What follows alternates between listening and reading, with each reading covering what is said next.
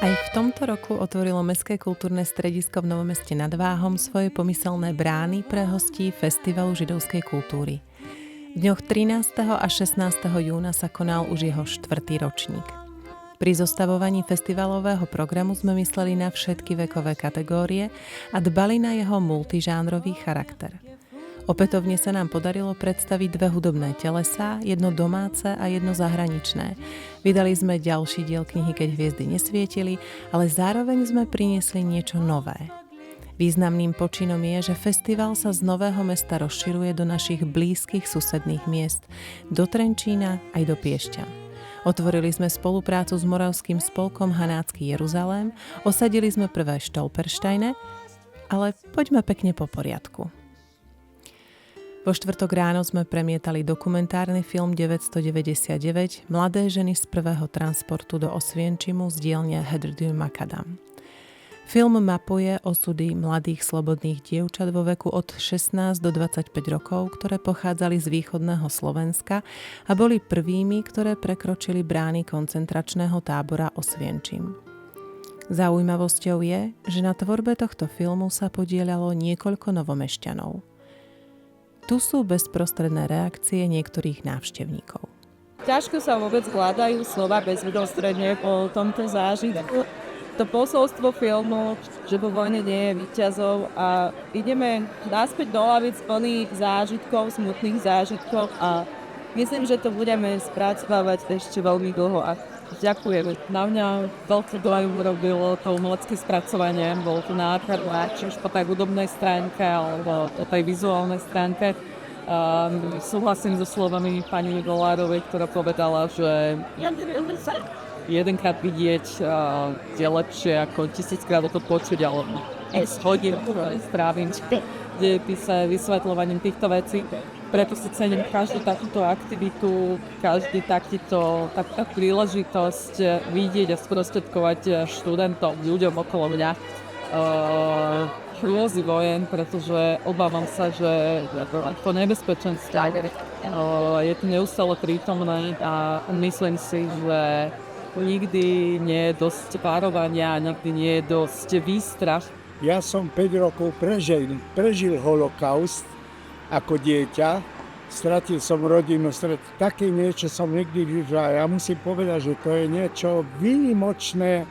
To, že tu nás sedelo niekoľko stoviek mladých žiakov a videli túto strašnú situáciu, čo bola na Slovensku, tak to je úžasný vychovateľský akt. Som mimoriadne dojatá týmto filmom. Moji rodičia prežili holokaust, moja mamička prežila Ravensbrück, to bol tiež jeden zo ženských koncentračných táborov, takže aj ten film pre mňa zároveň bol aj takým čriepkom do mojich vedomostí o tom, čo prežila moja mamička.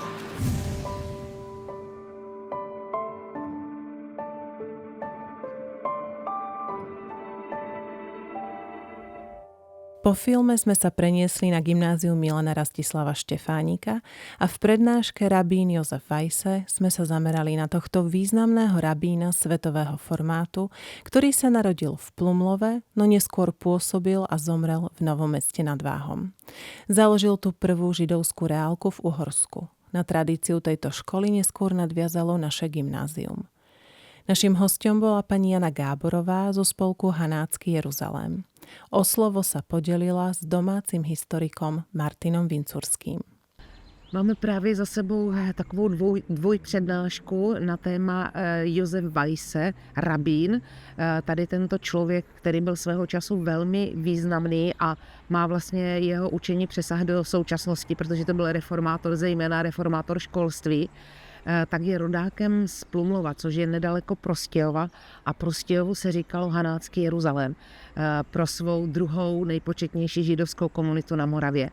No a právě takto vlastně vznikla i spolupráce s organizátory festivalu, že jsme se snažili dopátrat trošičku více o rabínu Weissovi a jeho moravském působení. Takže má část přednášky se zabývala právě pobytem v Prostějově, v Přerově, v Kyjově, školskými reformami a odchod do Nového Mesta nad Váhom z Kyjova už jsem nechala na kolegovi Vincurském. Já jsem velice ráda, že se můžeme účastnit tady tohoto festivalu, protože je to potřeba tu historii si připomínat už i z toho důvodu, že pořád říkáme, aby se neopakovala, ale ta prevence, to není nikdy dost. Už aj Nové Mesto má Stolpersteine. Prvý kameň zmiznutých je venovaný spomienke na manželov Grotterovcov. Zakopnúť on môžete na križovatke ulic Klčové a 1. mája. I wanted to thank the Jewish Festival, the mayor, Alexandra and Carl Fischer for making it happen to inaugurate the Stolpersteine in memory of my aunt Jolan and her husband, and to make present the Holocaust people who were murdered in World War II. And may you continue to do the important work you are doing by commemorating the Jewish holidays and people who lived here. Thank you so much. Vedeli ste, že slovo mešuge, ktoré často používame, znamená v jazyku aškenázskych židov jidiš bláznivý? Taký bol aj prvý kvíz v histórii festivalu, kde sme si preverili vedomosti o židovskej histórii a kultúre, zároveň si zasúťažili a zabavili sa. Večer mal na starosti úžasný a skúsený kvízmajster Martin Záni z Bratislavy. Volám sa Martin Záni a som quizmeister. Prišiel som do Nového Mesta nad Váhom a v rámci festivalu židovskej kultúry som pripravil židovský kvíz, ktorý som nazval Mešuge kvíz. Bude mať 20 otázok a väčšina tých otázok bude orientovaných na históriu židovského Nového Mesta nad Váhom, ale sú tam aj zaujímavé osobnosti z celého Slovenska. Čiže súťažiaci sa niečo možno aj dozvedia, niečo budú vedieť a tí najšikovnejší získajú pekné hodnotné ceny a aj diplomy. Dokumentárny film Záhada Trnovských od izraelského režiséra Noama Demsky nám priniesol obraz o hrdinoch Slovákoch. Manželia Ján a Julia Trnovský z Liptova počas holokaustu ukrývali a zachránili malé dievča Ruženku Gesundheit, ktorá dnes žije so svojou početnou rodinou v Izraeli. Rodina Gesundheit sa rozhodla vytvoriť nadáciu a spolu s naším mestským kultúrnym strediskom ešte minulý rok vyhlásila celoslovenskú súťaž v zapísaní a zachytení ďalších príbehov statočných Slovákov. Súťaž prebiehala v 2 kategóriách – stredné a vysoké školy. Po premietnutí filmu sme vyhlásili výsledky a ocenili výhercov 1. ročníka súťaže. Veľmi pozitívne odozvy priniesla komentovaná prechádzka našim mestom židovské Staré Nové Mesto, na ktorú sa spred budovy Mestského kultúrneho strediska vydalo okolo 50 záujemcov.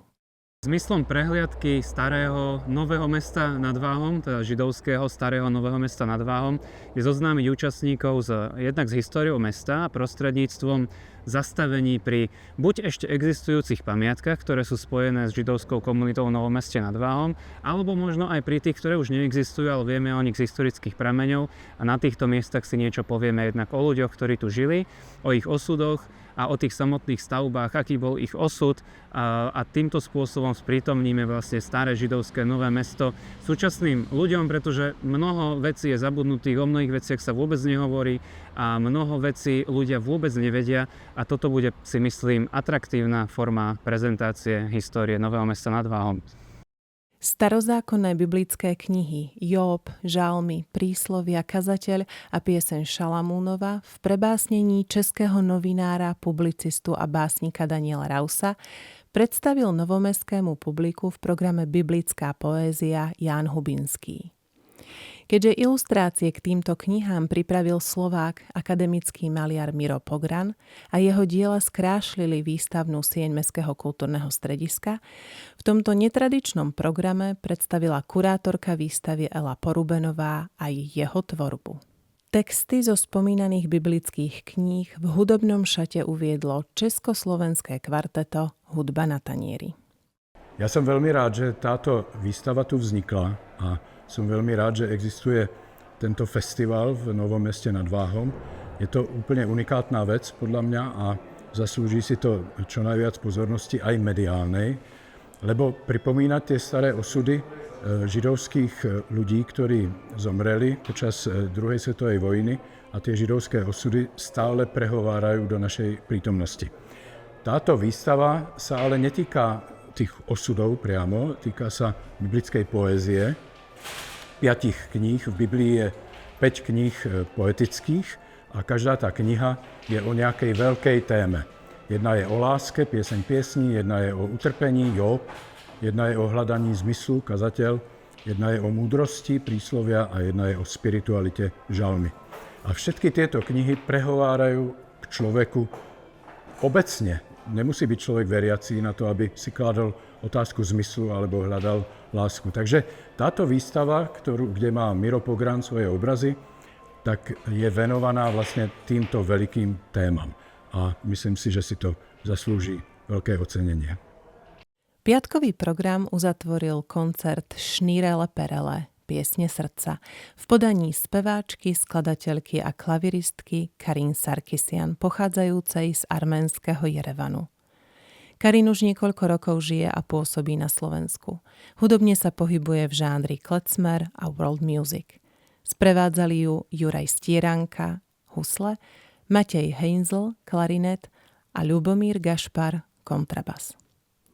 4. diel knihy Keď hviezdy nesvietili s láskou a uznaním vyslala do života pani Helenka Kleinová z Prahy.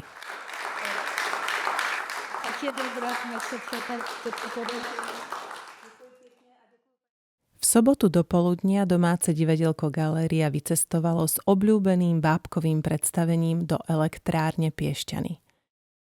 Rozprávka Eliášove husle je židovskou verziou Aladinovej lampy, ktorá sa traduje v Severnej Afrike. Na cestách bez ustania princa svojho hľadám. Asi sa mám báť just, bez leknem psány hada. Chodím sama svetom, ach ja stvora biedna. Kam sa uložím, som hladná. Úžasná Miriam Segal so svojou 6-člennou kapelou k nám pricestovala až z Nórska. Vo svojej tvorbe prepájajú židovskú a arabskú hudbu. V Novom Meste nad Váhom sa predstavili v parku Jozefa Miloslava Hurbana v rámci komunitného projektu Mestský trhík.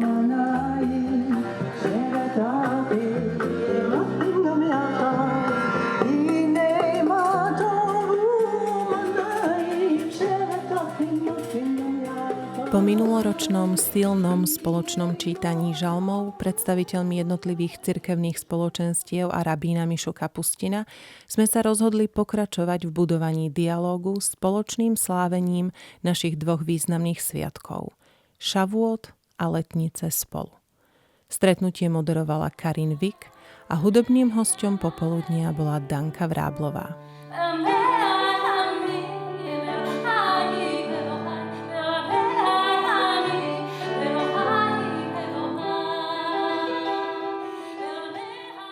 Pre veľký záujem návštevníkov sme v sobotu večer pridali ešte jedno premietanie filmu 999. Nedeľný program sa konal v Trenčíne. Od 2. hodine popoludní sme sa zúčastnili Dňa otvorených dverí v novozrekonštruovanej synagóge a následne od 4. sa opäť predstavila Miriam Segal s kapelou, ale tentokrát na Mierovom námestí pod Trenčianskym hradom. My name is Miriam Segal. And my band is called Mirala. We are based in Norway, and we all met in Norway, but we come from different places. We have one from Iraq, and one from Lebanon, 3 from Norway, and I'm actually from Canada. But I moved to Norway in the summer of 1990, so I've been there for a long time. So, and we are so happy to be here in Trenčín. We have been in Nové Mesto. We had a concert yesterday and it was wonderful. People even got up and danced. It was lovely. And the park, the area is so beautiful. And here also with the history, it's absolutely gorgeous. And I see that you're improving the city, renovating the synagogue, and you've got this fantastic castle that we visited. It's amazing. So we're thrilled to be here and we thank you very, very much for having us. We look forward to performing in Trenčín for you today as well. 3 dni s nami strávili hostia zo židovského festivalu v Trondheim z Norska. A festival poctil svojou účasťou aj veľvyslanec štátu Izrael, jeho excelencia Eitan Levon s manželkou. Tak to je už po čtvrtý, že máme tu festivalu a to je veľmi dôležité pro nás ten festival. To je pro mňa, to je po druhý, že zúčastním to. Pani Volárová organizovala fantastický festival židovskej kultúry. Chcel bych poďakovať Trenčiansky kraj, Nové Mesto nad Váhom, starosta a všichni, že pomáhali to uskutečniť. To je veľmi dôležité pro nás, pretože tady bydlela veľká komunita, druhý po Bratislave. Mieli tady plný kultúrny život. Samozrejme, to bolo tragický konec, ale ja si myslím, že teraz, když pamatujeme komunita a oslavujeme židovské kultúra, to je veľmi, veľmi dôležité a veľmi pekné vidieť, ako to robí tady ľudia v Nové Mesto nad Váhom a ďakujeme veľa. It was a big pleasure for me and the people traveling with me to visit the Jewish Cultural Festival in Nové Mesto nad Váhom. You guys are amazing. It was a big inspiration to visit the festival, to start with the stumbling blocks and the sugar quiz and everything what you did there, and all the concerts and all the movies, and the thing around that was amazing. For me as a Jew, and also as the one who is organizing and working with the Jewish Cultural Festival here in Trondheim, that was a big inspiration. Thank you, Maria, and all of your co-workers. You are doing a great job, and it was very touching for me that you have only 2 Jews left in your town, and you're doing this very important work. And history will give you good credit for that. And so big blessings to you, and keep doing this good job. Thank you. Tešíme sa z prežitých krásnych dní, bohatého programu a všetkých návštevníkov. Ďakujeme za všetku podporu a pomoc, bez ktorej by sa festival nemohol uskutočniť. A verím, že sa stretneme aj o rok. 12. až 15. júna 2025.